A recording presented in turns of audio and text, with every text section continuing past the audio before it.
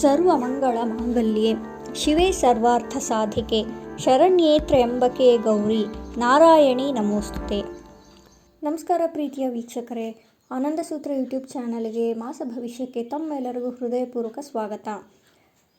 August 23ರಿಂದ September 22ನೇ ತಾರೀಕಿನವರೆಗೆ ಯಾರು ಈ ದಿನಾಂಕಗಳಲ್ಲಿ ಹುಟ್ಟಿರ್ತಾರೆ, ಸಂಖ್ಯಾಶಾಸ್ತ್ರದ ಪ್ರಕಾರ ಅವರದ್ದು ಕನ್ಯಾ ರಾಶಿಯಾಗಿರುತ್ತೆ. ಜೂನ್ ತಿಂಗಳ ಕನ್ಯಾ ರಾಶಿಯ ಭವಿಷ್ಯವಾಣಿಗೆ ತಮ್ಮೆಲ್ಲರಿಗೂ ಹೃದಯಪೂರ್ವಕ ಸ್ವಾಗತ. ಇಂದಿನ ಈ ವಿಡಿಯೋದಲ್ಲಿ ಕನ್ಯಾ ರಾಶಿಯವರಿಗೆ ಜೂನ್ 2025ರ ಪೂರ್ಣ ಮಾಸ ಭವಿಷ್ಯವಾಣಿಯನ್ನು ನೀಡ್ತಿದ್ದೇವೆ. ಈ ತಿಂಗಳಲ್ಲಿ ನಿಮ್ಮ ಜೀವನದ ವಿವಿಧ ಕ್ಷೇತ್ರಗಳಲ್ಲಿ ಏನೆಲ್ಲ ಬದಲಾವಣೆಗಳು ಬರುವ ಸಾಧ್ಯತೆ ಇದೆ ಎನ್ನುವುದರ ಬಗ್ಗೆ ಇಲ್ಲಿ ವಿವರವಾಗಿ ನೋಡೋಣ. ಈ ತಿಂಗಳು ಬುದ್ಧಿಯ ಚುಟುಕು, ಸಂವಹನ ಹಾಗೂ ಬದಲಾವಣೆಯ ಸಂಕೇತ ಅಂತಲೇ ಹೇಳ್ಬೋದು. ಹೊಸ ಅವಕಾಶಗಳು ಹುಡ್ಕೊಂಡು ಬರೋ ಸಾಧ್ಯತೆ ಇದೆ. ಆದರೆ ನಿಮ್ಮ ಮನಸ್ಸನ್ನು ನೀವು ಸ್ಥಿರವಾಗಿ ಇಟ್ಕೊಳ್ಬೇಕಾಗತ್ತೆ. ಒಂದು ಸಂದರ್ಭದ ಪ್ರಕಾರ ನೀವು ನಿರ್ಧಾರಗಳನ್ನು ತೆಗೆದುಕೊಳ್ಬೇಕಾಗತ್ತೆ. ಈ ತಿಂಗಳ ಶುಭ ದಿನಗಳು ಯಾವಪ್ಪ ಅಂದರೆ ನೋಟ್ ಮಾಡ್ಕೊಳ್ಳಿ. 5, 9, 14, 23, 27 ಈ ದಿನಗಳಲ್ಲಿ ನೀವು ಯಾವುದೇ ಮುಖ್ಯ ನಿರ್ಧಾರಗಳನ್ನು ತಗೊಳ್ಕೋಬಹುದು. ಬಂಡವಾಳ ಹೂಡಿಕೆ ಅಥವಾ ಹೊಸ ಪ್ರಯತ್ನಗಳಿಗೆ ಸಹ ನೀವು ಈ ದಿನಾಂಕಗಳಲ್ಲಿ ಮಾಡೋದ್ರಿಂದ ಮುಂದಕ್ಕೆ ನಿಮಗೆ ಒಳ್ಳೆಯ ಒಂದು ಅಭಿವೃದ್ಧಿಯನ್ನು ತಂದುಕೊಡುತ್ತೆ. ಈಗ 100 ರೂಪಾಯಿ ನೀವು ಬಂಡವಾಳ ಹಾಕಿದರೆ ಅದು 1000 ರೂಪಾಯಿ ಆಗುವಂತಹ ಸಮಯವಿರುತ್ತೆ. ಈ ತಿಂಗಳಲ್ಲಿ ಬೆಸ್ಟ್ ಕಲರ್ಸ್ ನೀವು ಯಾವುದು ಯೂಸ್ ಮಾಡಬೇಕು ಒಳ್ಳೆಯ ಕೆಲಸ ಕಾರ್ಯಗಳಿಗೆ ಅಥವಾ ಎಲ್ಲಾದರೂ ಇಂಟರ್ವ್ಯೂಸ್ಗೆ ಅಂತ ನೋಡೋದಾದರೆ ಹಸಿರು ಬಣ್ಣ, ನೀಲಿ ಬಣ್ಣ ಹಾಗೆ ಬೆಳ್ಳಿಯ ಬಣ್ಣ, ಈ ಬಣ್ಣಗಳನ್ನು ಬಳಸುವುದರಿಂದ ನಿಮಗೆ ಶಾಂತಿ ಮತ್ತು ಯಶಸ್ಸನ್ನು ತಂದುಕೊಡುತ್ತೆ. ಇನ್ನು ಉದ್ಯೋಗಸ್ಥರಿಗೆ ಈ ತಿಂಗಳು ಹೇಗಿರುತ್ತೆ ಅಂತ ನೋಡೋದಾದರೆ ಅನುಕೂಲಕರ ಅಂತಲೇ ಹೇಳ್ಬೋದು. ವರ್ಗಾವಣೆ ಬೇಕಾಗಿರೋರು ಅಪ್ಲೈ ಮಾಡ್ಬೋದು, ಟ್ರಾನ್ಸ್ಫರ್ಗೆ ಕಾಯ್ತಾ ಇರೋರು ಅಪ್ಲೈ ಮಾಡ್ಬೋದು, ಪ್ರಮೋಷನ್ ಬೇಕಾಗಿರೋರು ಅಪ್ಲೈ ಮಾಡ್ಬೋದು. ನೀವು ಮಾಡಿರುವಂತಹ ಕೆಲಸಕ್ಕೆ ನಿಮಗೆ ಮೆಚ್ಚುಗೆ ಸಿಗುವಂತಹ ಸಮಯ ಇದಾಗಿರುತ್ತೆ. ಸಣ್ಣ ಪುಟ್ಟ ಸಮಸ್ಯೆ ಬರಬಹುದು, ಆದರೆ ನಿಮ್ಮ ಜೊತೆಯಲ್ಲಿ ಕೆಲಸ ಮಾಡುವಂತಹ ಕೆಲಸಗಾರರ ನೆರವಿನಿಂದ ಈ ಸಣ್ಣ ಪುಟ್ಟ ಸಮಸ್ಯೆಗಳು ನಿವಾರಣೆ ಆಗುತ್ತವೆ. ಹಾಗಾಗಿ ನೀವು ನಿಮ್ಮ ಜೊತೆಯಲ್ಲಿ ಕೆಲಸ ಮಾಡುವಂಥವ್ರ ಜೊತೆ ಒಳ್ಳೆಯ ಸಂಬಂಧವನ್ನು ನೀವು ಇಟ್ಕೊಳ್ಬೇಕಾಗತ್ತೆ. ಏನೇ ಚಿಕ್ಕ ಪುಟ್ಟ ಮನಸ್ತಾಪಗಳನ್ನು ಅವರೊಟ್ಟಿಗೆ ಇಟ್ಕೊಳ್ಬೇಡಿ. ಇನ್ನು ವ್ಯವಹಾರಸ್ಥರಿಗೆ ನೋಡೋದಾದರೆ ಹೊಸ ತಂತ್ರಜ್ಞಾನ ಅಥವಾ ಮಾರ್ಕೆಟಿಂಗ್ ವಿಧಾನಗಳನ್ನು ಪರಿಚಯಿಸುವಂತಹ ಸೂಕ್ತ ಸಮಯ ಇದಾಗಿರುತ್ತೆ. ಲಘು ಹೂಡಿಕೆಯಿಂದ ನಿಮಗೆ ಉತ್ತಮ ಲಾಭವನ್ನು ತಂದುಕೊಡುತ್ತೆ. ನೀವು ಪಾರ್ಟ್ನರ್ಶಿಪ್ ಬಿಸ್ನೆಸ್ ಏನಾದರೂ ಮಾಡ್ತಾ ಇದ್ದರೆ ನಿಮ್ಮ ಪಾರ್ಟ್ನರ್ಸ್ ಜೊತೆ ನೀವು ಸ್ಪಷ್ಟವಾಗಿ ಸಂವಹನವನ್ನು ಮಾಡಬೇಕಾಗತ್ತೆ. ಇಲ್ಲ ಅಂದರೆ ಮಿಸ್ಅಂಡರ್ಸ್ಟ್ಯಾಂಡಿಂಗ್ಸ್ ಆಗುತ್ತೆ. ಇದರಿಂದ ನಿಮ್ಮ ಒಂದು ಬಿಸ್ನೆಸ್ಸಲ್ಲಿ ಸಣ್ಣ ಪುಟ್ಟ ಏರುಪೇರುಗಳನ್ನು ಸಹ ನೀವು ಕಾಣಬಹುದು. ಇನ್ನು ನಿಮ್ಮ ಬಿಸ್ನೆಸ್ಸಲ್ಲೇ ಆಗಲಿ ಅಥವಾ ನಿಮ್ಮ ಫ್ಯಾಮಿಲಿಯಲ್ಲಾಗಲಿ ಯಾರಾದರೂ ಒಬ್ಬರು ಹೊಸ ವ್ಯಕ್ತಿ ಆಗಮನ ಆಗಬಹುದು. ಬಿಸ್ನೆಸ್ಸಲ್ಲಿ ನೋಡೋದಾದರೆ ಪಾರ್ಟ್ನರ್ಶಿಪ್ ಆಗ್ಬೋದು ಅಥವಾ ಯಾವುದೇ ರೀತಿ ಹೊಸ ಕಸ್ಟಮರ್ ಆಗಿರ್ಬೋದು, ಹೇಳಲಿಕ್ಕೆ ಬರಲ್ಲ.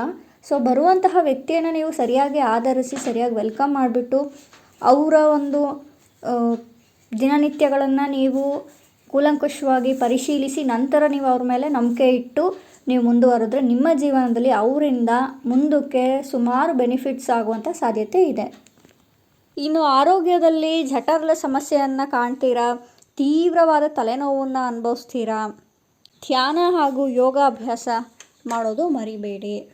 ಹಣಕಾಸಿನ ವಿಚಾರ ನೋಡೋದಾದರೆ ಹಳೆಯ ಸಾಲಗಳನ್ನು ತೀರಿಸ್ಕೊಳ್ಳೋದಕ್ಕೆ ಒಳ್ಳೆಯ ಸಂದರ್ಭ ವೀಕ್ಷಕರೇ ಇದು. ಆದಷ್ಟು ನೀವು ಪ್ಲ್ಯಾನ್ ಮಾಡಿಕೊಂಡು ಕೊಡಬೇಕಾಗಿರೋರಿಗೆ ಹಂತವಾಗಿ ಕೊಡ್ಕೊಂಡು ಹೋಗಿ. ಒಟ್ಟಿಗೆ ಆಗಲ್ಲಪ್ಪ ಅನ್ನುವಂಥವ್ರು ಸಣ್ಣದಾಗಿ ಬಜೆಟ್ ಪ್ಲ್ಯಾನ್ ಮಾಡಿಬಿಟ್ಟು ಈ ತಿಂಗಳು ಇಷ್ಟು, ಮುಂದಿನ ತಿಂಗಳು ಇಷ್ಟು ಅಂತ ಹೇಳಿ ಪ್ಲ್ಯಾನ್ ಮಾಡಿಕೊಂಡು ನೀವು ತೀರಿಸ್ತಾ ಬಂದರೆ ನಿಮಗೆ ಅನುಕೂಲಕರ.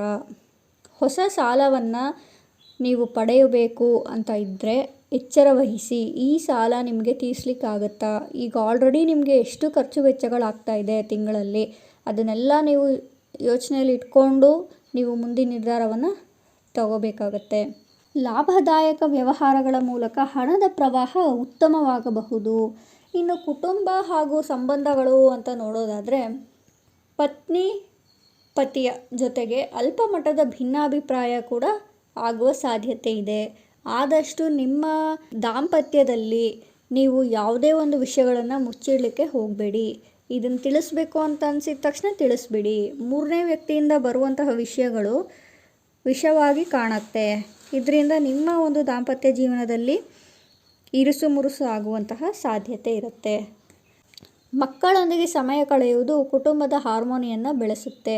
ನೀವು ಎಷ್ಟೇ ಕೆಲಸ ಮಾಡ್ಕೊಂಡು ಬಂದ್ರೂ, ಸುಸ್ತಾಗಿ ಸಾಕಾಗಿ ಇಷ್ಟೇನಾ ಜೀವನ ಅಂದ್ಕೊಂಡು ಬಂದ್ರೂ, ನಿಮ್ಮ ಮಕ್ಕಳ ಮುಖವನ್ನು ನೋಡಿ ನೀವು ಸಮಯವನ್ನು ಕಳೆಯೋದ್ರಿಂದ ಅವರ ಒಂದು ಆಗು ಹೋಗುಗಳನ್ನು, ಸುಖವನ್ನು, ಖುಷಿಯನ್ನು ನೀವು ಹಂಚ್ಕೊಳ್ಳೋದ್ರಿಂದ ನಿಮ್ಮ ಒಂದು ದುಃಖ ಮರೆಯಾಗುತ್ತೆ. ನಿಮ್ಮ ಜೀವನದಲ್ಲಿ ಉತ್ಸಾಹ ಬರುತ್ತೆ. ನಿಮ್ಮ ಮನೆಯಲ್ಲಿ ಹಿರಿಯರಿದ್ದರೆ ಅವರ ಒಂದು ಸೂಚನೆಗಳನ್ನು ಪಾಲಿಸಿ ವೀಕ್ಷಕರೇ. ಅವರಿಗೆ ಗೌರವಿಸಿ. ನೀವು ಯಾವುದೇ ಒಂದು ಒಳ್ಳೆಯ ಕಾರ್ಯಕ್ಕೆ ಹೊರಡುವ ಮುನ್ನ ವಿಷಯವನ್ನು ತಿಳಿಸ್ಬಿಟ್ಟು, ಇಲ್ಲ ವಿಷಯ ತಿಳಿಸೋಕ್ಕಾಗಲ್ಲಪ್ಪ ಸದ್ಯಕ್ಕೆ ಅಂತ ಇದ್ದರೆ ಅಟ್ಲೀಸ್ಟ್ ಅವರ ಆಶೀರ್ವಾದವನ್ನು ಪಡ್ಕೊಂಡು ನೀವು ಮುಂದುವರಿಯಿರಿ. ತಂದೆ ತಾಯಿಗಿಂತ ದೇವರಿಲ್ಲ ಅಲ್ವಾ? ದೇವರೇ ನಮ್ಮ ಜೊತೆ ಇರೋಕ್ಕಾಗಲ್ಲ ಅಂತ ಹೇಳಿ ತಂದೆ ತಾಯಿ ರೂಪದಲ್ಲಿ ಬಿಟ್ಟಿರ್ತಾರೆ. ಅಥವಾ ಅಜ್ಜಿ ತಾತ ಇರ್ಬೋದು. ನಿಮ್ಮನೇಲಿ ಯಾರು ಇರ್ತಾರೆ ಹಿರಿಯರು ಅವರು. ವಿದ್ಯಾರ್ಥಿಗಳಾದರೂ ಅಷ್ಟೇ, ನಿಮ್ಮ ತಂದೆ ತಾಯಿಗೆ ಹೊರಡುವ ಮುನ್ನ ಆಶೀರ್ವಾದ ಮಾಡಿ ಅಂತೇಳಿ ನಮಸ್ಕಾರ ಮಾಡಿಬಿಟ್ಟು ಹೋಗಿ. ನೀವು ಆ ಡೇ ಪೂರ್ತಿ ನಿಮ್ಮ ಡೇ ಸುಂದರವಾಗಿರುತ್ತೆ, ಖುಷಿಯಿಂದ ಇರುತ್ತೆ, ಆ್ಯಕ್ಟಿವ್ ಆಗಿ ಚೆನ್ನಾಗಿರುತ್ತೆ, ನಿಮಗೆ ಪಾಸಿಟಿವ್ ಅನ್ನೋದು ತಂದುಕೊಡುತ್ತೆ. ಇನ್ನು ವಿದ್ಯಾರ್ಥಿಗಳಿಗೆ ಈ ತಿಂಗಳು ಒಳ್ಳೆಯ ಪ್ರಗತಿಯ ಸಮಯ ಅಂತಲೇ ಹೇಳ್ಬೋದು. ಒಳ್ಳೆಯ ನಿರ್ಧಾರಗಳನ್ನು ತಗೊಳ್ಳೋದಕ್ಕೂ ಸಹ ಇದು ಒಳ್ಳೆಯ ಸಮಯವಾಗಿರುತ್ತೆ. ಮೆಮೊರಿಗೆ ಬೇಕಾಗಿರುವಂತಹ ಒಂದು ತಂತ್ರಗಳನ್ನು ನೀವು ಉಪಯುಕ್ತ ಮಾಡ್ಕೊಳ್ಬಹುದು. ಧ್ಯಾನ ಮಾಡೋದು, ರಿಪೀಟಾಗಿ ನೀವು ಪ್ರಾಕ್ಟೀಸ್ ಮಾಡೋದು ಮೆಮೊರಿ ಪವರ್ನ ಹೆಚ್ಚಿಸುತ್ತೆ. ಇನ್ನು ಸರ್ಕಾರಿ ಉದ್ಯೋಗಸ್ಥರಿಗೆ ಒಳ್ಳೆಯ ಸಮಯ ಇದಾಗಿರುತ್ತೆ. ಯಾವುದಾದ್ರೂ ಕೆಲಸಗಳು ಪೆಂಡಿಂಗ್ ಇರುವಂತಹವು ಕಂಪ್ಲೀಟ್ ಮಾಡುವಂತಹ, ಆ ಒಂದು ಫೈಲ್ನ ಕ್ಲೋಸ್ ಮಾಡುವಂತಹ ಸಮಯ ಕೂಡ ಇದಾಗಿರುತ್ತೆ. ಸರ್ಕಾರಿ ಹುದ್ದೆಯ ಕನಸು ಕಾಣುವವರಿಗೆ ಇದು ಉತ್ತಮ ಸಮಯ. ಅರ್ಜಿಗಳೇನಾದರೂ ಹಾಕಿದರೆ ನೀವು ಒಳ್ಳೆಯ ಫಲಿತಾಂಶವನ್ನು ನೋಡುವಂತಹ ಸಮಯ. ಕಾಂಪಿಟೇಟಿವ್ ಎಕ್ಸಾಮ್ಸ್ ಏನಾದರೂ ನೀವು ಅಟೆಂಡ್ ಮಾಡಿದರೆ ನಿಮ್ಗೆ ಒಳ್ಳೆಯ ರಿಸಲ್ಟ್ಸ್ನ ತಂದುಕೊಡುತ್ತೆ. ನಿಮ್ಮ ಒಂದು ಎಫರ್ಟ್ಸ್ ಇದ್ದರೆ ಮಾತ್ರ ನಿಮಗೆ ಒಳ್ಳೆಯ ಫಲಿತಾಂಶವನ್ನು ನೀವು ನೋಡ್ತೀರಾ. ಇನ್ನು ಪ್ರೈವೇಟ್ ಜಾಬ್ ಸೆಕ್ಟರಲ್ಲಿ ನೋಡೋದಾದರೆ ಹೊಸ ಕಂಪನಿಗಳಿಂದ ನಿಮಗೆ ಹೊಸ ಅವಕಾಶಗಳು ಬರುವಂತಹ ಸಾಧ್ಯತೆ ಇದೆ. ಉದ್ಯೋಗ ಬದಲಾವಣೆ ಮಾಡೋಕ್ಕೂ ಮುಂಚೆ ಯೋಚನೆ ಮಾಡಿ. ಇದು ಒಳ್ಳೆಯ ಸಮಯನೇ ಆಗಿರುತ್ತೆ ನೀವು ಚೇಂಜ್ ಮಾಡ್ಕೊಳ್ಳೋದಕ್ಕೆ. ಆದರೆ ಇರೋ ಕೆಲಸ ನಿಮಗೆ ಅನುಕೂಲಕರವಾಗಿದೆಯಾ, ಬರ್ತಿರುವಂತಹ ಸಂಬಳ ನಿಮಗೆ ಸರಿ ಹೋಗ್ತಿದೆಯಾ, ಈ ಒಂದು ವಾತಾವರಣಕ್ಕೆ ನೀವು ಅಡ್ಜಸ್ಟ್ ಆಗಿದ್ದೀರಾ? ಮತ್ತು ಈಗ ಹೊಸ ಜಾಗಕ್ಕೆ ಹೋಗಬೇಕು, ಹೊಸ ಕಡೆ ಹೊಸ ವಿಷಯಗಳನ್ನು ತಿಳ್ಕೋಬೇಕು, ಹೊಸ ಟ್ರೈನಿಂಗ್ ತಗೊಳ್ಬೇಕು, ಹೊಸ ಒಂದು ಜನರ ಜೊತೆ ನೀವು ಅಡ್ಜಸ್ಟ್ ಆಗಬೇಕು. ಈ ಒಂದು ಚೇಂಜಸ್ಸಿಗೆ ನೀವು ರೆಡಿ ಇದ್ದರೆ ನೀವು ಹೋಗ್ಬೋದು ಬೇರೆ ಕಡೆ.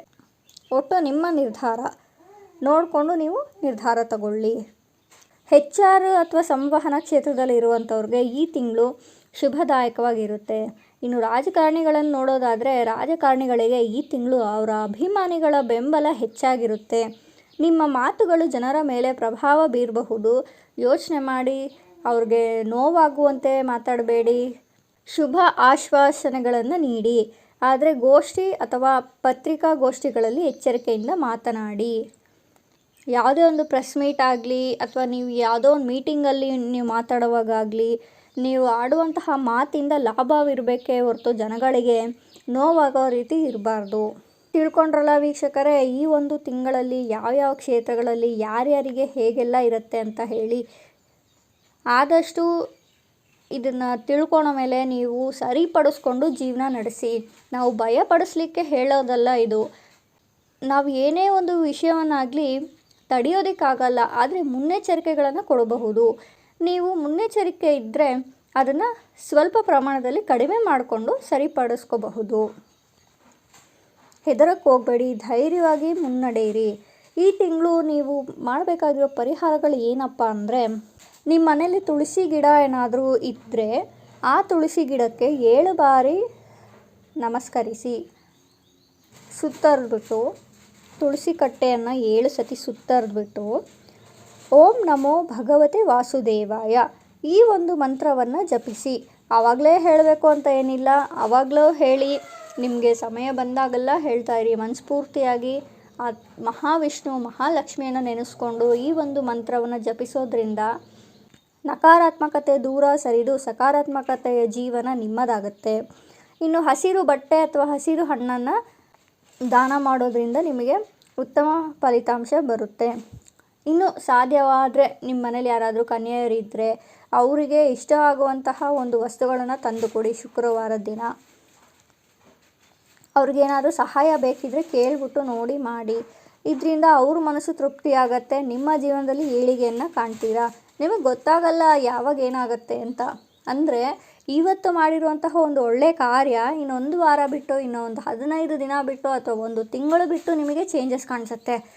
ಆವಾಗ ನೀವು ರಿಲೇಟ್ ಮಾಡ್ಕೋಬೋದು ಯಾವ ಒಂದು ವಿಚಾರದಲ್ಲಿ ನಿಮಗೆ ಚೇಂಜಸ್ ಆಗಿದೆ. ನೋಟ್ ಮಾಡ್ಕೊಳ್ಳಿ, ಒಂದು ಪುಸ್ತಕ ತಗೊಳ್ಳಿ. ಮೊದಲನೇ ವಾರ ಏನೇನಾಯಿತು ಆಗು ಹೋಗುಗಳು, 2ನೇ ವಾರ ಏನೇನಾಯಿತು, 3ನೇ ವಾರ ಏನೇನಾಯಿತು, ನಿಮಗೆ ಪಾಸಿಟಿವ್ ತಂದಿದ್ದೆಲ್ಲಿ, ನೆಗೆಟಿವ್ ಆಗಿದ್ದೆಲ್ಲಿ ಅಂತ ನೀವು ನೋಟ್ ಮಾಡಿಕೊಂಡ್ರೆ ಈ ಒಂದು ತಿಂಗಳ ಬ್ಯಾಲೆನ್ಸ್ ಶೀಟ್ ಸಿಕ್ಕ ಹಾಗಾಗತ್ತೆ. ಈಗ ಅಕೌಂಟ್ಸಲ್ಲಿ ನಾವು ನೋಡ್ತೀವಿ ಅಲ್ವಾ, ಖರ್ಚು ವೆಚ್ಚಗಳು, ಹಾಗೆ ಜೀವನದಲ್ಲೂ ನೀವು ನೋಡಬೇಕು. ಆವಾಗಲೇ ನೀವು ಸರಿ ತಪ್ಪುಗಳನ್ನ ತಿಳ್ಕೊಂಡು ಮುಂದುವರಿಯೋಕ್ಕೆ ಸಾಧ್ಯ ಆಗುತ್ತೆ. ಯಾವ ಕೆಲಸಗಳನ್ನು ಮಾಡಬಹುದು, ಯಾವ ಕೆಲಸಗಳನ್ನು ಮಾಡಬಾರ್ದು, ಎಲ್ಲಿ ನಾನು ನಿಂತ್ಕೋಬೇಕು, ಎಲ್ಲಿ ನಿಯಂತ್ರಣದಲ್ಲಿ ಇಟ್ಕೋಬೇಕು, ಎಲ್ಲಿ ಮಾತಾಡ್ಬೋದು, ಎಲ್ಲಿ ಮಾತಾಡಬಾರ್ದು, ಯಾವ ಒಂದು ವಿಷಯವನ್ನು ನಾನು ಹೊಸದಾಗಿ ಶುರು ಮಾಡ್ಬೋದು ಅಂತ ಒಂದು ನಿಮಗೆ ಕ್ಲಾರಿಟಿ ಸಿಗುತ್ತೆ, ಸ್ಪಷ್ಟತೆ ಸಿಗುತ್ತೆ. ಈ ಒಂದು ಅಭ್ಯಾಸವನ್ನು ಈ ತಿಂಗಳಿಂದನೇ ಮಾಡಿ ನೋಡಿ ವೀಕ್ಷಕರೇ. ಜುಲೈಯಲ್ಲಿ ನೀವೇ ಹೇಳ್ತೀರಾ, ನೀವೇ ಕಮೆಂಟ್ ಮಾಡ್ತೀರಾ ಇದು ತುಂಬ ಉಪಯೋಗ ಆಯಿತು ಅಂತ. ದಿನ ದಿನ ದಿನ ದಿನ ತುಂಬ ಥರ ನಡೀತಾ ಇರುತ್ತೆ. ಪ್ರತಿದಿನ ಒಂದೇ ಥರ ಇರೋದಿಲ್ಲ ಅಲ್ವಾ. ಸೊ ಆ ವೇರಿಯೇಷನ್ಸ್ನ ನೋಡಿಕೊಂಡು ನೀವು ಮುಂದಿನ ತಿಂಗಳನ್ನು ಪ್ಲ್ಯಾನ್ ಮಾಡ್ಕೊಳ್ಬೋದು. ಇನ್ನು ಈ ಜೂನ್ ತಿಂಗಳು ಕನ್ಯಾ ರಾಶಿಗೆ ಪ್ರಗತಿಯ, ಬದಲಾವಣೆಯ ಮತ್ತು ವೈಚಾರಿಕ ಬೆಳವಣಿಗೆಗಳ ಸಮಯ ಅಂತಲೇ ಹೇಳ್ಬೋದು.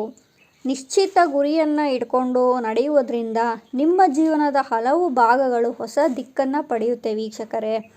ಕೊಟ್ಟಿರುವಂಥ ಪರಿಹಾರಗಳನ್ನು ಮಾಡಿಕೊಂಡು ನಿಮ್ಮ ಜೀವನದಲ್ಲಿ ಅಭಿವೃದ್ಧಿಯನ್ನು ಪಡ್ಕೊಳ್ಳಿ. ಇನ್ನೂ ಯಾರಾದರೂ ಹೊಸಬ್ರು ಈ ವಿಡಿಯೋವನ್ನು ವೀಕ್ಷಿಸ್ತಿದ್ರೆ ಅಥವಾ ವೀಕ್ಷಿಸ್ತಾ ಇರೋರು ಇನ್ನೂ ಸಬ್ಸ್ಕ್ರೈಬ್ ಮಾಡಿಲ್ಲ ಅಂತಂದರೆ ಸಬ್ಸ್ಕ್ರೈಬ್ ಮಾಡ್ಕೊಳ್ಳಿ. ಪಕ್ಕದಲ್ಲೇ ಆಲ್ ಬಟನ್, ಬೆಲ್ ಬಟನ್ ಅಂತ ಇರುತ್ತೆ, ಅಲ್ಲಿ ಆಲ್ ಅನ್ನೋದನ್ನು ಸೆಲೆಕ್ಟ್ ಮಾಡ್ಕೊಳ್ಳಿ. ಅದರಿಂದ ಏನಪ್ಪ ಆಗುತ್ತೆ ಅಂದರೆ ನಾವು ಅಪ್ಲೋಡ್ ಮಾಡುವಂತಹ ನೆಕ್ಸ್ಟ್ ಪ್ರತಿಯೊಂದು ವೀಡಿಯೋಸು ನಿಮಗೆ ತಕ್ಷಣ ನೋಟಿಫಿಕೇಷನ್ ಬಾರಲ್ಲಿ ತೋರಿಸುತ್ತೆ. ಇದೆಲ್ಲ ತಿಳ್ಕೊಂಡ್ಮೇಲೆ ನೀವೇನು ಮಾಡ್ತೀರಾ? ಬರೀ ನಿಮ್ಗಷ್ಟೇ ಸಾಕಾ? ನೀವಷ್ಟೇ ಚೆನ್ನಾಗಿದ್ದರೆ ಸಾಕಾ? ನಿಮ್ಮ ಜೊತೆಲಿರೋರು ಚೆನ್ನಾಗಿರಬೇಕು ಅಲ್ವಾ? ಅವರೊಟ್ಟಿಗೂ ಶೇರ್ ಮಾಡಿ. ನಿಮಗಿಷ್ಟ ಇರೋವಂಥ ವ್ಯಕ್ತಿಗಳು ಏನಾದರೂ ಈ ರಾಶಿಗಳಲ್ಲಿ ಒಳಗೊಂಡಿದ್ದರೆ ಅವರೊಟ್ಟಿಗೆ ಶೇರ್ ಮಾಡಿ. ಅವ್ರಿಗೂ ಒಳ್ಳೆಯದಾಗಲಿ, ನಿಮಗೂ ಒಳ್ಳೆಯದಾಗಲಿ, ಪ್ರತಿಯೊಬ್ಬರಿಗೂ ಒಳ್ಳೆಯದಾಗಲಿ ಅನ್ನೋದೇ ನಮ್ಮ ಒಂದು ಆಶಯ. ಇಲ್ಲಿಗೆ ಈ ವಿಡಿಯೋವನ್ನು ಮುಗಿಸ್ತಾ ಇದ್ದೀನಿ ವೀಕ್ಷಕರೇ. ಮತ್ತೊಂದು ರಾಶಿಯ ಜೊತೆ ಮತ್ತೊಂದು ವಿಡಿಯೋದಲ್ಲಿ ಸಿಗೋಣ. ಸರ್ವೇಷಾಂ ಸ್ವಸ್ತಿರ್ಭವತು, ಸರ್ವೇಷಾಂ ಶಾಂತಿರ್ಭವತು, ಸರ್ವೇಷಾಂ ಪೂರ್ಣಂ ಭವತು, ಸರ್ವೇಷಾಂ ಮಂಗಳಂ ಭವತು. ಆತ್ಮ ನಮಸ್ತೆ.